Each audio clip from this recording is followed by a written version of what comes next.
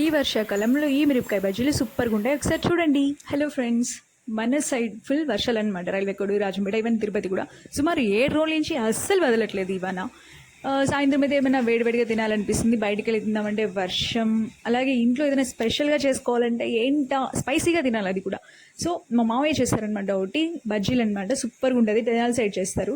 ఇప్పుడు చెప్పేస్తాను చూడండి. మీరు పచ్చిమిరపకాయలు తీసుకొని బాగా వాష్ చేసుకొని చివర్లు కట్ చేసుకొని మధ్యలో గీత తీసుకొని పక్కన పెట్టుకుందాం. ఒక చిన్న గిన్నెలో శనగపిండి, వాము, ఉప్పేసి బాగా కలుపుకొని ఈ మిరపకాయలు అయితే కోసం కదా దాని మధ్యలో పెట్టి పక్కన పెట్టి, బజ్జీ పిండి కోసం ఒక గిన్నెలో శనగపిండి, ఉప్పు, సోడా వేసుకొని లైట్గా వాటర్ పోసుకొని థిక్ పేస్ట్లా చేసుకొని పక్కన పెట్టుకోవాలి. తర్వాత ఒక కడాయి పెట్టుకొని దాంట్లో నూనె వేసుకొని వేడి చేసుకొని ఆ తర్వాత ఈ బజ్జీలు ఒక్కొక్కటిగా ముంచి దాంట్లో వేయాలి. మరీ ఎక్కువ ఫ్లేమ్లో కాకుండా లో ఫ్లేమ్లో బాగా వేయించుకోండి.